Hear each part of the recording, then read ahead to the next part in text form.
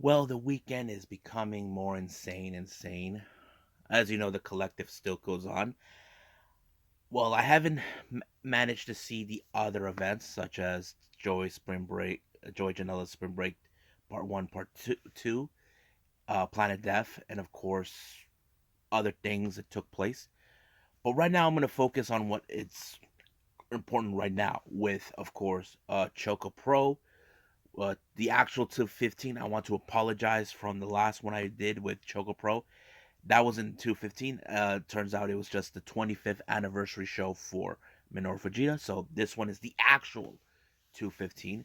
NWA USA, of course, NXT Stand and Deliver, and of course we got New Japan Strong with Strong Style Evolved. With I'm really excited, and I believe I will do possibly end the entire episode with Ring of Honor Supercard of Honor. I'm kind of excited for that. But as for the rest of the collective, I will do those possibly on the next episode to catch up. But I will make this right now for everyone. I will not be doing WrestleMania because there's a lot of things I'm going to be catching up with this at the moment. So I apologize to everybody. I know you probably expected me to review those, but right now it's impossible for me. But at the moment, I'll just do what I can at this point, what I can. So let's get started with another episode of the Lead It Wrestle Zone.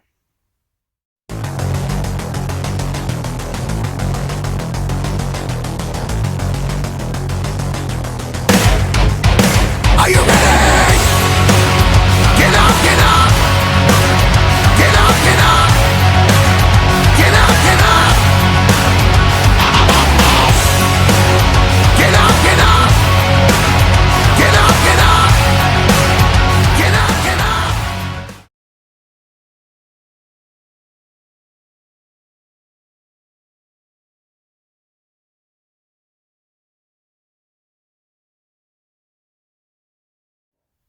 Welcome everybody to the Lead It Wrestle Zone. All things that it's pro wrestling with AEW, NXT, New Japan Pro Wrestling, Impact Wrestling, the National Wrestling Alliance, various promotions, wrestlers, matches, and championships. I am your host, J Rod here. So let's begin with Choco Pro 215, the actual 215 that I failed to put out. We had our first match, Sayaka teaming up with Shin Suzuki, taking on one half of CDK and one half, who's also one half of both the KOD tag team titles and Asian Dream tag team titles. Masahiro Takanashi, he teams up with the Super Asia champion, Balinaki, which was a very unusual dynamic, but it worked. As you know, there are moments Balinaki try to be more of an aggressive wrestler, something that I don't think we see him that much. We know he wants to hold on to that title as much as possible, but uh, apparently this match was very interesting. However, Shin Suzuki, who looks like he has his sights set on the Super Asia title, mostly targeted Balin, but however, Balin actually was able to put him in a submission hold and force him to tap out, allowing for him and Masa to pick up a very decisive victory. And I think it's pretty good, but Shin, we know he can do better. So now let's move on to our next match. We have Aruka Umasaki from World Woman Pro Wrestling Diana, and one half of the tag teams teaming up with Mei Shiruga, taking on Coyote Yoname, and of course, and praises with your majesty, Emi Sakura. Now, this is a really good match. However, this is not the first time that Emi Sakura has come across both Yonayama and Sakura on multiple occasions. Sakura's last match before heading to the US was against Mei Shiruga, where she beats her, and it was no difference. However, the experience from both Yonayama and Sakura has always played a good factor. As you know, both these ladies are two of the veterans in the Yoshi world. Uh, as you know, Mei Shiruga, who's been about maybe 2 4 years in her wrestling business, in the wrestling world. Same thing with Musaka, I think. but they both got everything they need to do. But however, it was Mei Suruga who fell to the wrath of the queen herself, Emi Sakura, allowing herself and Yoneyama to pick up a very good win.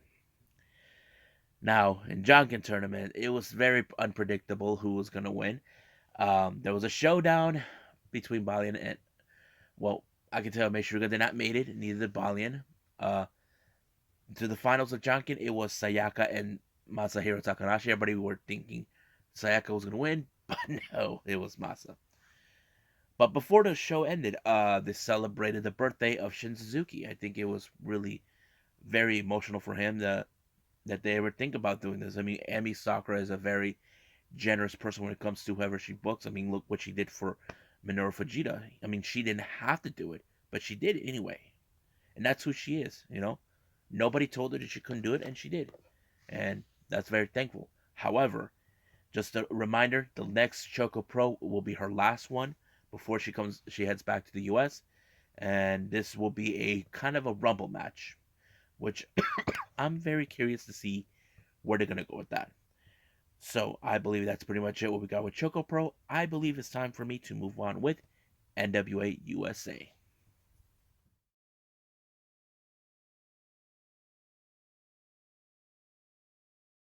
Okay, so let's start with NWA as well, with NWA USA.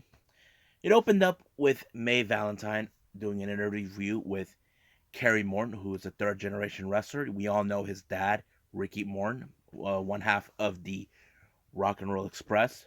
Um, Kerry Morton put out a very interesting interview. Right now, in his sights, he will love nothing more to have a shot of the junior heavyweight championship, which it's something that his dad actually had held before, and he knows how much legacy the junior heavyweight division has been in the past, and he wants to be that guy that continues on that legacy, to continue that etch his name into the junior heavyweight division. It's still unclear when will he'll get a match against Homicide, but we could expect it sooner or later. But we'll see where they're gonna go with it. Now, first match. This is the debut of Caprice Coleman taking on Alex Taylor of Ill Begun, who's being accompanied by Danny Deals. As I mentioned, Ill Begun has gone through changes, and that kind of puts it in a predicament. But however, Danny Deal screwed himself over, got himself caught with the cookie in his hand in the cookie jar. Referee saw it, but he was thrown out. So Alex Taylor had to go it alone. But unfortunately, he fell short against Caprice, who is in fact on his first ever NWA USA show, and won the match. Now our next interview, this is AJ Cazana, where he knows he is in the main event taking on Mims, who is a big powerhouse, a name that people know. But Cazana is a third generation wrestler. His father wrestled for the NWA. I'm not sure about his grandfather, but we'll see how he's gonna do later on. Next up, we got the mean girl Natalia Markova, who has not luxury of making friends, taking on Riley. But you can tell this match is very quickly. Don't know who this Riley is. I never seen her before, but it did allow for Markova to pick up a victory. However, there is no doubt in my mind when it comes to Markova, her sights is the NWA Women's Championship, and hopefully Camille is paying attention, because we know for a fact Markova is many amongst who would want to obtain that title. Now, speaking of Markova, her little scuffle with her fighting buddy, Kenzie Page, put out a really good, interesting introduction bio of her life. Not much about her little shenanigans she got herself with Markova, but I'm sure that will be resolved soon enough. Now, if you remember the last time, Black G's interfered in the match where we could have had a number one contender for the national championship. But however, Black G's got caught. Jay Bradley lost his cool. So they're trying to come up with a compromising decision how they're going to handle this. So Black G's decided to put the Fixers, the team up against Marche Rocket and another partner. But he has excuse me, clarified that it's not Tyrus or Jordan Clearwater. But the real question is, who did he brought? That's kind of interesting. That he's not going to use either Tyrus or. I mean, that kind of puts it in a very suspicious way, but we'll see when again, though. Now, our next match is our main event. AJ Cazana taking on Mims. This is a powerhouse match. It was like, goddamn, But, however, they submission after submission, power move after power move, it ended in a time limit draw. They reached their 10-minute mark. However, Kazana was not happy with the results. Tried to put his hands on the ref, but Mims actually took care of him, letting him know you haven't beaten me at all. So we could definitely see a rematch between those two. But the real question does remain when that happened. Well, we'll see if what Tim Storr would say since he runs NWA USA, or we will see this on NWA Power. We don't know. But I'm kind of excited about that. But right now, I believe it's time to move on with NXT Stand and Deliver.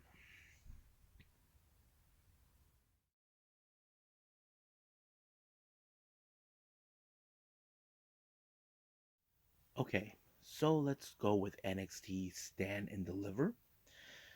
Normally, I don't do the pre-show, so let's talk about it. We had the NXT Women's Tag Team titles on the line between what once became first friends and then enemies, and now friends again. Raquel Gonzalez and Dakota Kai taking on Toxic Attractions, Gigi Dolan, and JC Jane. Now, you could say that this is a very interesting dynamic, but however, Toxic Attraction got what they had coming for them. If you guys recall, they attacked Wendy Chu because they blamed them not getting the job done on the finals of the Women's Dusty Cup.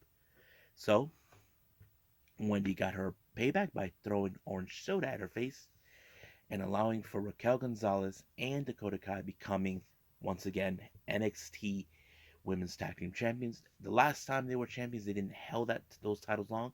I feel right now it could do some justice, just a little bit. Now, our next match is part of the main card. We have the ladder match of the North American title. Now, this was a match that was set by Carmelo Hayes. Now, he thinks he was confident enough that he's going to put himself in this position with 4 others. The other members are Grayson Waller, Santos Escobar, Solo Sikoa, and of course, To the Moon. So basically, he thought, easy peasy, he doesn't miss. However, there are those that are saying, did he really know what he was doing? Or what the hell did he got himself into? Now, in this match, the seconds got involved. Legado got involved. Sanga got involved. Trick Williams got involved. So basically, it was more like everybody's trying to help their bosses. However, it was Cameron Grimes who picked up the victory and got into the ladder, reached for the belt, and pulled it down, becoming finally the NXT North American Championship. But the real question does remain, what will Carmelo Hayes think? Was this a foolish idea of his? Was he cocky enough, or did he thought he was that he was confident enough that he was going to retain the title? Well, we'll see what happens then. Now, Tony D'Angelo, who's been on a hunt for a great white. That great white was Tommaso Ciampa. As you know, Tommaso Ciampa is leaving WWE, most specifically NXT, because the writing was on the wall. So this is more like his fairy tale ending where he should win the match. However, now we knew that Tony D'Angelo would try to be that guy that say, I'm the one who's taking your spot. I'm the one who's going to do the whole thing, which he did. Apparently, he got away with it by using dirty tricks in order to win the match. He low blowed um what's his name? Yeah, he did everything in his power. Low blow, the crowbar, even the concrete, not everything, until finally Ciampa gave out. And of course, allowing for Tony D'Angelo saying, I'm now the dawn of this entire industry. However, the greatest moment, as soon as the match was over, we saw Triple H try to be there. He's one of Triple H's guys, and I think it was great that he was there to lend his support. Now, our next match is the NXT Tag Team titles. Now, this whole thing began ever since the Dusty Cup, where the Creed brothers won. However, we still don't know who are the attackers, but this was a very tough match. What it did showed how Imperium took out the Creed brothers completely. However, there was a good moment in this particular match that I did witness. There was a similarity to Private Party. If you remember Gin Juice, basically instead of doing like a somewhat of a cover, they went with a power bomb, and I thought that was a great move. That allowed for MSK finally to gain back the NXT Tag Team titles that had been eluding for them for almost since last year. Next match is the NXT Women's Championship. Now, Mandy Rose put herself in the hot seat on this one, even though she didn't ask for it. But you know what they say: be careful what you say that comes out of your mouth. And she did. So she had to deal with Kylie Ray, Cora Jade, and of course Io Shirai. But I think, but the factor in this, she didn't have to be pinned. But unfortunately, there was some good moments. I mean, Cora Jade putting Kylie Ray in his destroyer and the ring apron. But however, when Io Shirai did the moonsault right on the Cora Jade, Mandy Rose put a knee strike into Io Shirai, allowing herself to retain the title. So basically, she may remain attraction, but however, Toxic Attraction does not have the tag team title. So there will be a time when we'll see someone will dethrone Mandy Rose. The real question is, who will that be? Now, we had this little ridiculous showdown of couples. We have Index and Dusha. And according to the votes, Index won. Now, I didn't know about that, but I thought that was the whole thing was a bit ridiculous, but that's how it went. Now, our next match. This one is between Gunther and LA Knight. Man, this match was nuts. I mean, I love watching Gunther whenever he wrestles. It's one of the most classic matches he's ever put out, and I think I love it. So it was one of those matches you know it's going to be good, but the question does remain how good it was until Walter finally defeated LA Knight, proving once again his supremacy. Now there is no doubt in my mind Gunther will make a play for the NXT title, but the real question is, when will that happen? Now I hate to be Dolph Ziggler. If I were you, Dolph, I would get an army because there's no way Rude is going to help. Now our main event, this is for the NXT Championship between Braun Breaker and Dolph Ziggler. Now Dolph Ziggler, as you know, he came to NXT, tried to steal the WrestleMania weekend for him, basically thinking he earned this title, that he deserved it. And of course, we know Rude is going to be there, but however, dirty tactics were used by Ziggler by gouging his eyes and then put him through the turnbuckle, allowing himself to pick up a victory, which was a huge disappointing loss. So basically, he does retain he says no one is on his level, but like I said, I would like to see him take on Walter. That's who I would like. I mean, Gunther. I would like to see that match. But it was a pretty good pay-per-view. I think I enjoyed. So I think that's pretty much it. Let's move on with New Japan Strong. Strong style evolved.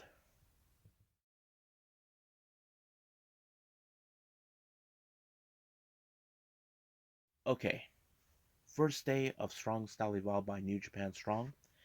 It opened up with Team Filthy with Black Tiger or Underground Tiger and Kratos taking on Chaos, Wheeler Yuta, and Rock Romero. This match was pretty good. Now you can tell the animosity between both Black Tiger and Rocky continues on, but however, it was the power of Kratos that allowed him to win the match.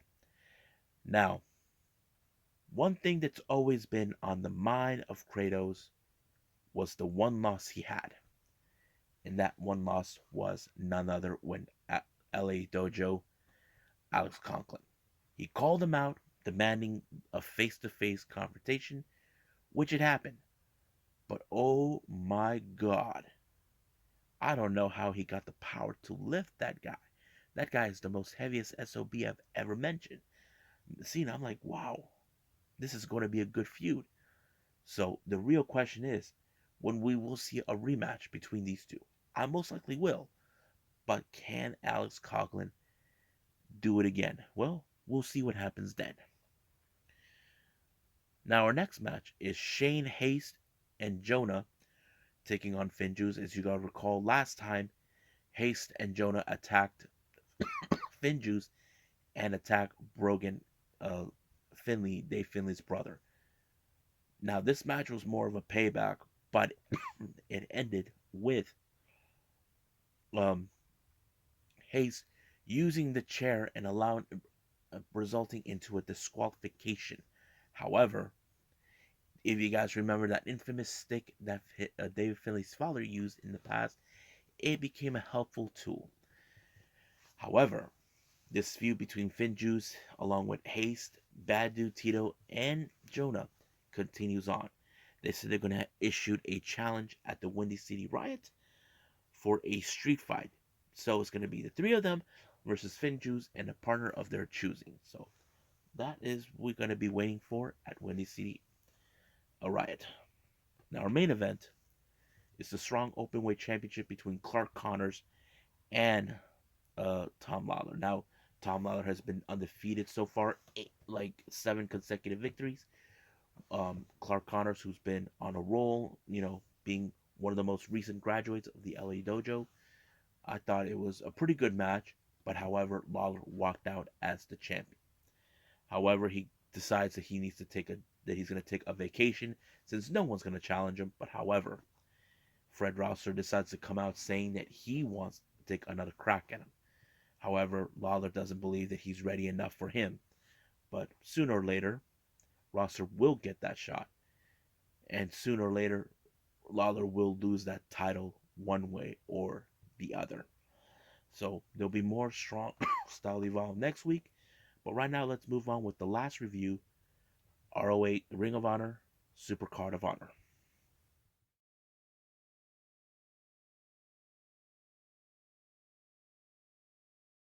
Okay, so the Ring of Honor Supercard Honor took place back on the 1st of April, which was a Friday. It was a pretty good show. Now, normally I don't do pre-show, so let's talk about those. We had Blake Christian taking on Chicago native Colt Cabana. I have to say it was a really fun match, very interesting. I wasn't sure exactly.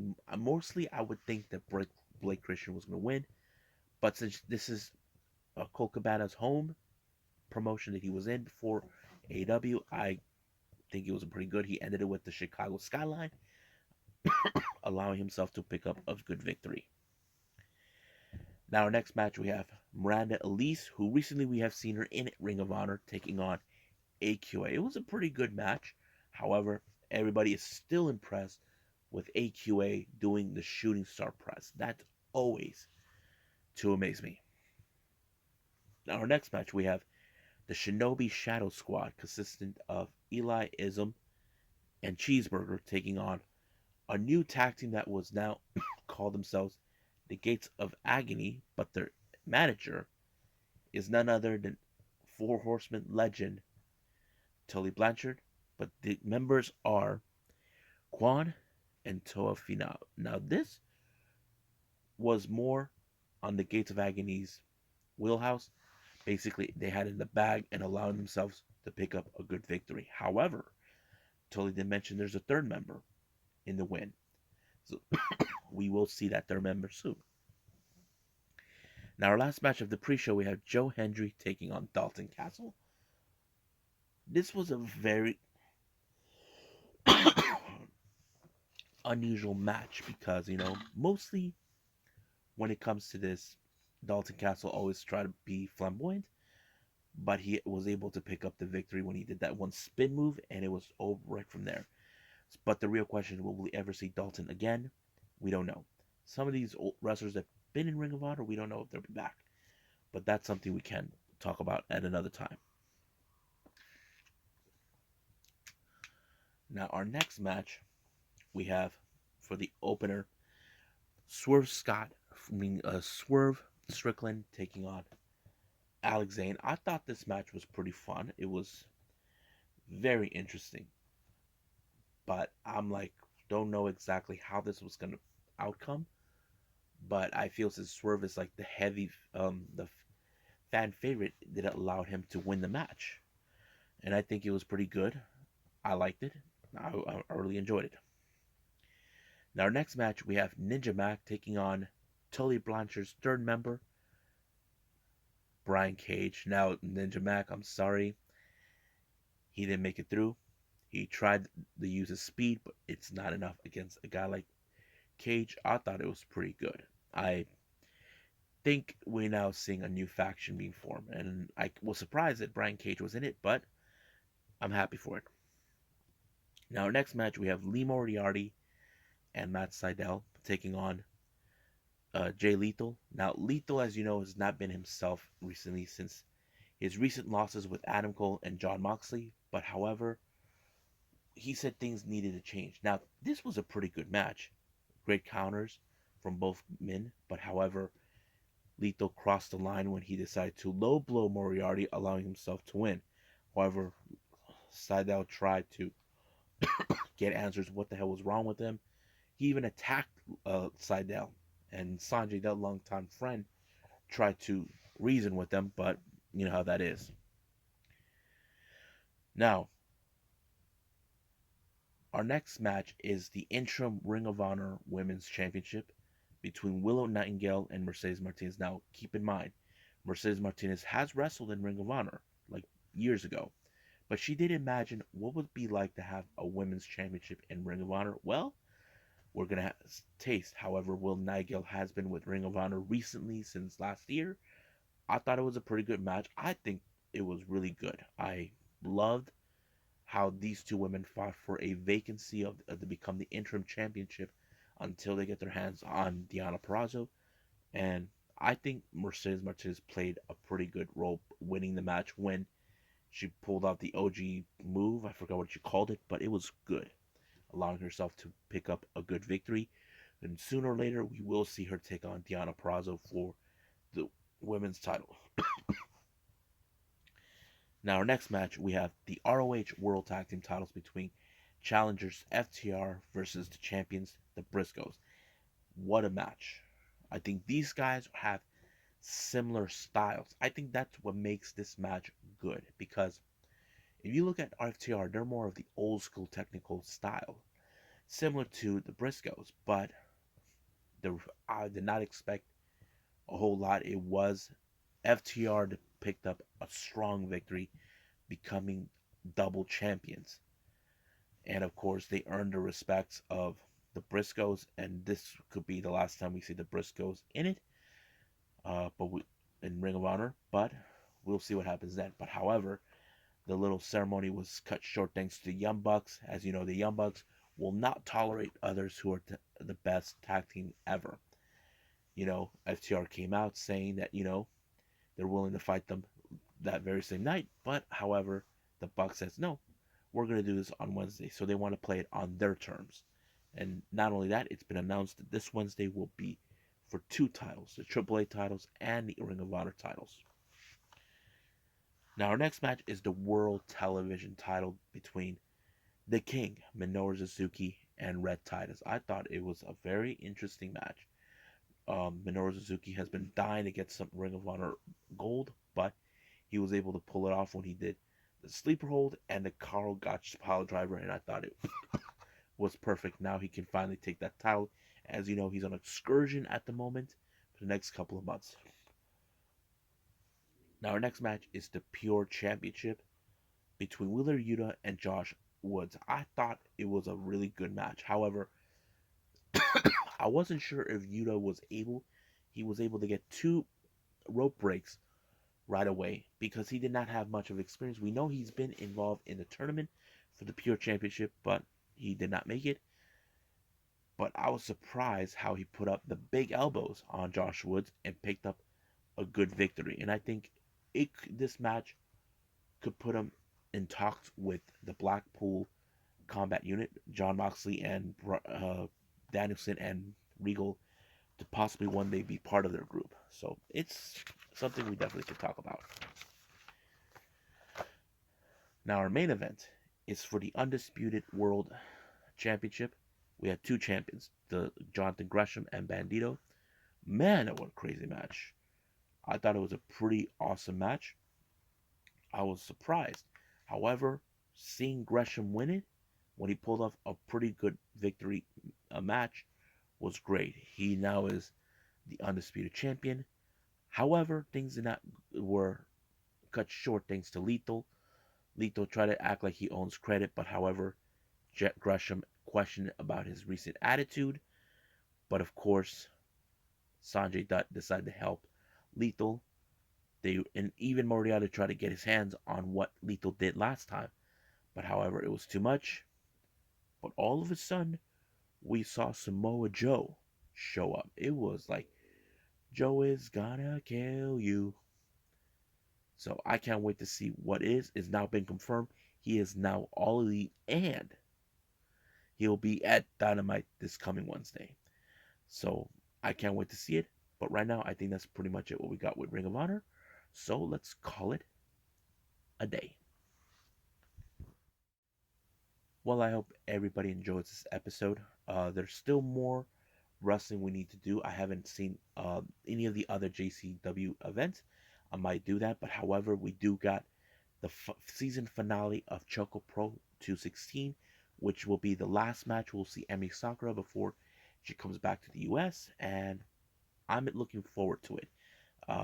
There's other wrestling shows I haven't seen yet, like AAA, the Super Show, many other things. I can't wait to see all of it. So I'm going to be swamped for the rest of the week. But it's worth it. But as of for right now, I'll see you guys in the next DWZ time. Same DWZ channel. I must bid all of you adieu. So, goodbye. Mwah. And have a nice day.